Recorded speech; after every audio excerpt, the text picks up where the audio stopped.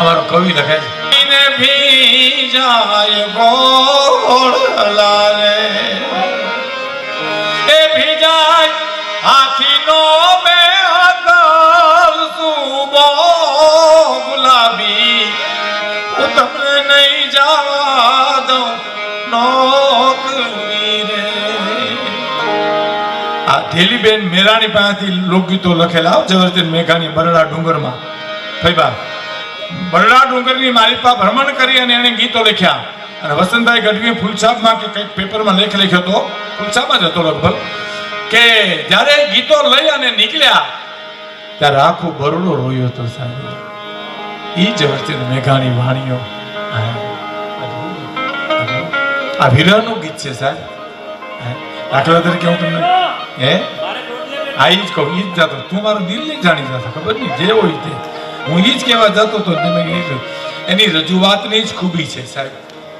હા, દાખલા તરીકે મિતે કીધું દિવાલબેન ગાતા કે મારે ટોડલે બેઠો રે મોર ક્યાં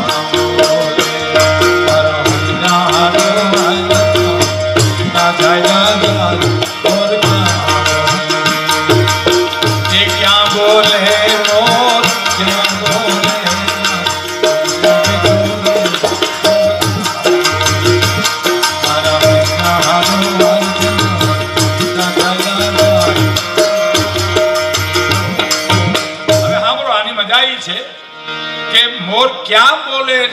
ટોડલે બેઠો એમ તો તમે કયો છો, પછી ક્યાં બોલે એનો ક્યાં પ્રશ્ન આવે છે? તમે જેમ કહો કે ટોડલે બેઠો મોર ક્યાં બોલે, એમ નહીં, એની ગાવાની ખૂબી છે. દિવાલીબેન જે ગાતા ને કે મારે ટોડલે બેઠો રે મોર ક્યાં બોલે, ટોડલે બેઠો પણ ક્યાં બોલે છે. વિરહણી સ્ત્રીનું ગીત છે. મારે ટોડલે બેઠો રે મોર ક્યાં મારા હૈયા હારો હાર જનાવર જીવતા જાના રે મોર ક્યાં બોલે મોર ક્યાં બોલે મારે ટોડલે બેઠો રે મોર ક્યાં. ગાવાની કરી દિવાળીબેન એક બીજું લોકગીત ગાતા, સાંભળજો. કે છે લલ કે રે ઈનોડી માથે છે લલ કે રે માથે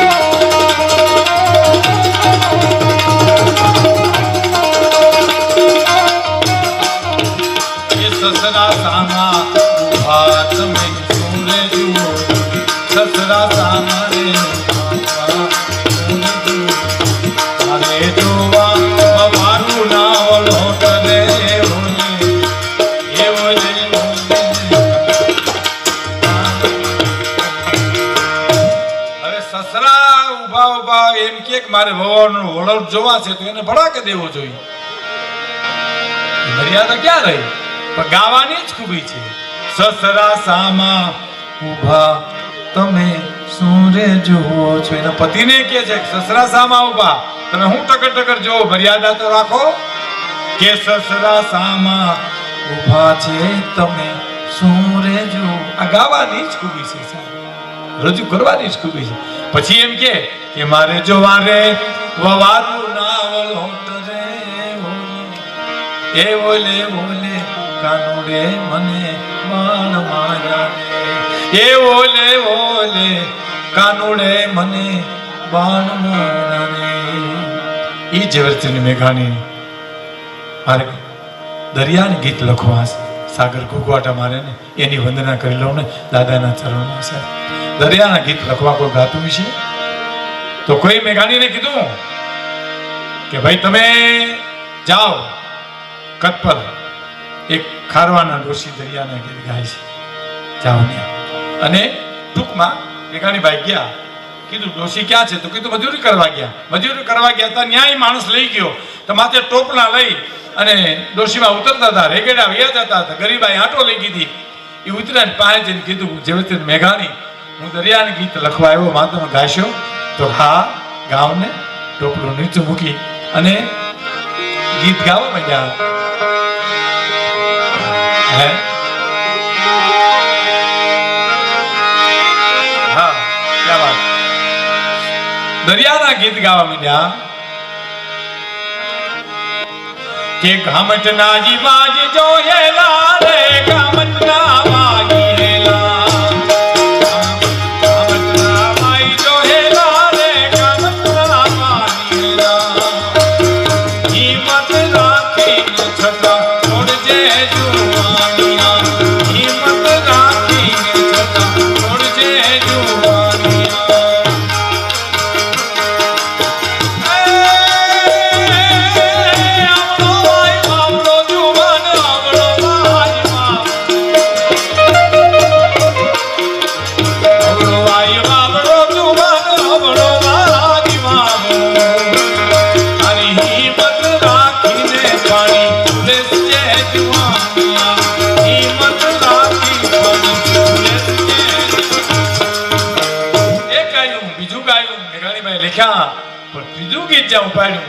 તારી ડોશીની આંખમાંથી દળ દળ આંસુ પીડા પડવા. ખારવાના ડોશી રોવા માંડ્યા. મેઘાણી ભાઈ પૂછ્યું, માં કેમ રોવા માંડ્યા? કે આજ તમે મને ગીત ગવરાવ્યા ને, પણ આ ત્રીજું ગીત ક્યું ગાયું ખબર હે? એ જી દીકરા તન નહીં રે જવાતા દરિયાની ખેપ, એ અલેણા એના આપણે રે ઉંદળી રે દળીને પરિસતાનું પેટ, પણ બાલુડા તને જાવા નહીં દીયો રે. મારો દીકરો યાદ આવ્યો એટલે મારી આંખમાં આંસુ. કેવી રીતે યાદ આવ્યો? કે મોવાના શેઠનું પરદેશી માલ લઈને આવતો તો તોફાન થયું, દીકરો ડૂબી ગયો અને આજ મને ગીત ગવરાવેલું યાદ આવ્યું. મેઘાણીભાઈ પૂછ્યું કે માં દીકરાની વળતર મોવાના શેઠમાં ન માગી? કે મેઘાણીભાઈ અમે સૌરાષ્ટ્ર મારી, કાઠિયાવાડ મારી છે, અમારું પેટ ન ભરાય તો અમે ફોડી નાખીએ, ગરીબ ગુજરાત કરી અમે જિંદગી ગુજારીએ, પણ મારા દીકરાના હાથથી લાખો રૂપિયાનું વાન બુડી ગયા પછી હું કે મોઢે વળતર લેવા છું? મારે વળતર શું લેવું છે? એ મેઘાણીભાઈ ના બે રચનાઓ આપને વિનંતી, આપ સમજદાર છો, જગ્યા નહીં છોડો, પણ હું મારા ખાતર નહીં, આ બે રચના ખાતર આપ આપની જગ્યા નહીં છોડતા. એ ફૂલછાબના તંત્રી તરીકે બોટાદ રાણપુરની વચ્ચે ટ્રેનમાં મુસાફરી કરતા હતા. એવે વખતે આવી અને એક ડોશી કીધું કે ભાઈ કંઈક આપશો?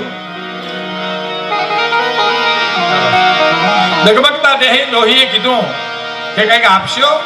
અને આમ જોયું મેઘાણીભાઈએ વૃદ્ધ ડોશીને જોઈને, કદાચ એની માં યાદ આવી છે ને લખ્યું છે કે કેવી હશે કેવી નહીં, મારી માં મને કોઈ દી સાંભળે જ નહીં. આ મેઘાણીની કવિતા છે. કેવી હશે કેવી નહીં, મારી માં મને કોઈ દી સાંભળે જ નહીં. દીકરા નથી માં હતા, વયા ગયા, નોખા થઈ ગયા, ભાગી ગયા નહીં. આઝાદીની લડતમાં કાયમ આવી ગયા છે, શહીદ થઈ ગયા છે. પછી તો અંગ્રેજી કવિતાનો અનુવાદ છે, પણ મેઘાણીભાઈને યાદ આવ્યું ત્યારે કે રક્ત ટપકતી સો સો ડોલી हमरा ગણની આવે, કેસરવરની સમર સૈનિકા, કેસરવરની સમર સૈનિકા, કોમળ તેજ બિછાવે ઘાયલ, મરતા મરતા એ ભારત માની આઝાદી મરતા મરતા ભારત માની આઝાદી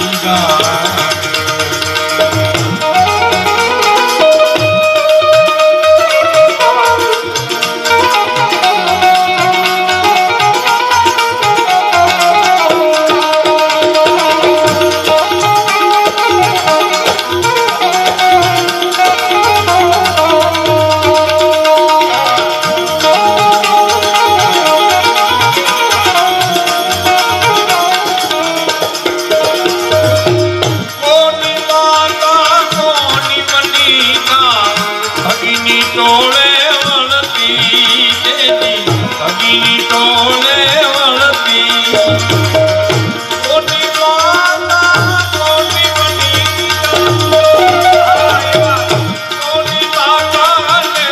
વનિતા ભગીની ટોળે વળતી જેની ભગીની ટોળે વળતી અને કેસર વિના પતિ સુખવીરની કેસર વિના પતિ સુખવીરની રણસરિયા રણતી કરતી માથે કરતી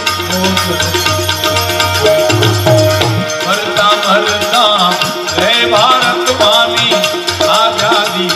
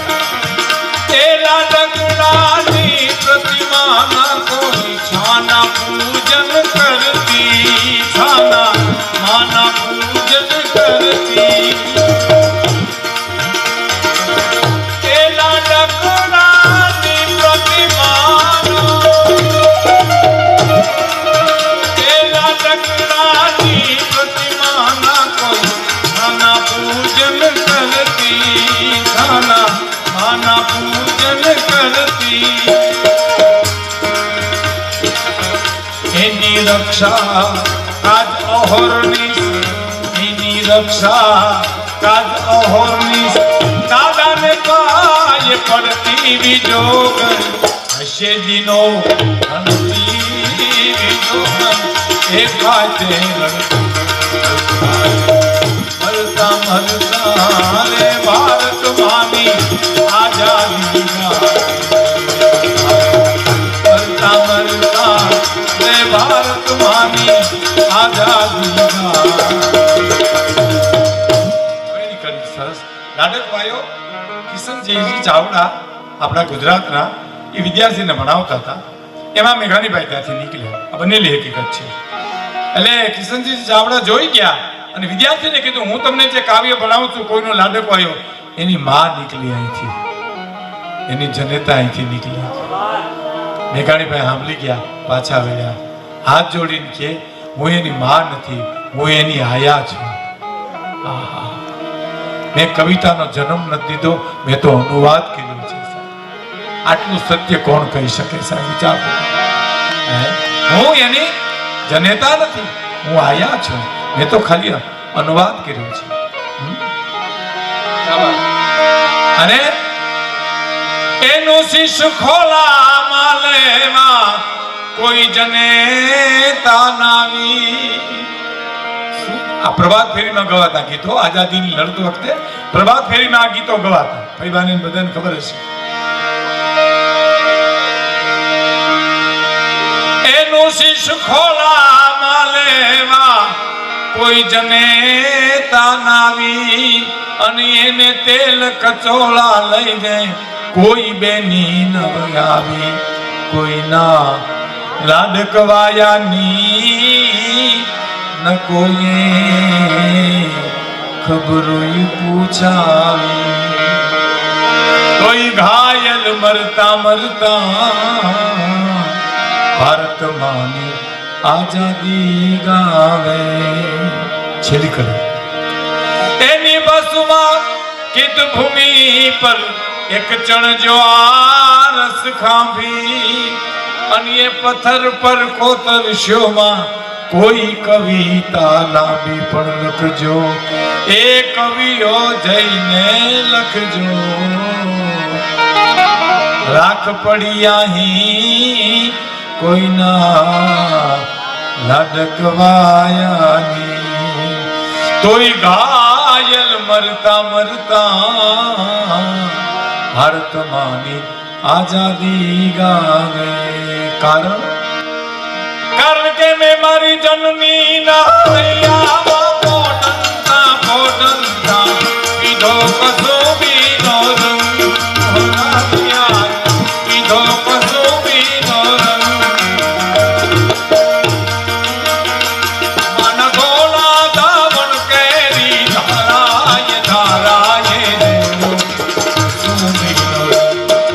રાજ મને લાજો કસુંબીનો રંગ હો. રાજ યાદ લાજો કસુંબીનો ના હૈયામાં મારી જનની ના મારી જનની.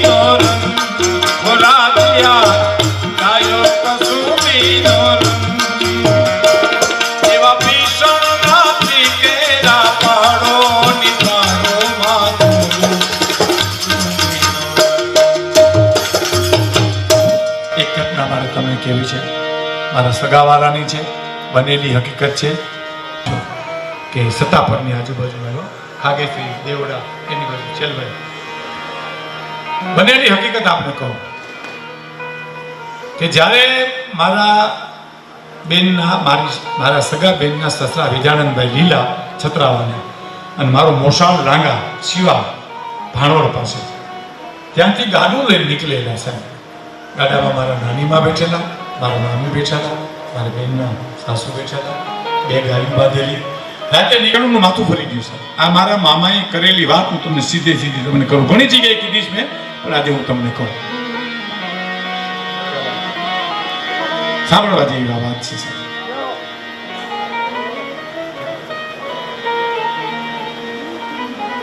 ગાડા ખેડૂત કીધું કે વિજાનંદભાઈ તો મને રસ્તો નથી મળતો, હવે મારું માથું ફરી ગયું છે. કે તો બહુ કહેવા, આમાં તો કાદરની લાડ બોલે છે અને આમાં બૈરા ગાયું ફેરીને આપણે હેરાન થઈ જઈએ ને. આવો આવો, કોણ છો, ક્યાંથી આવો છો? શિવાથી આવીએ છીએ. કેવા કે નાથને બેહાઈ પછી એને કાદરે વાત કરી.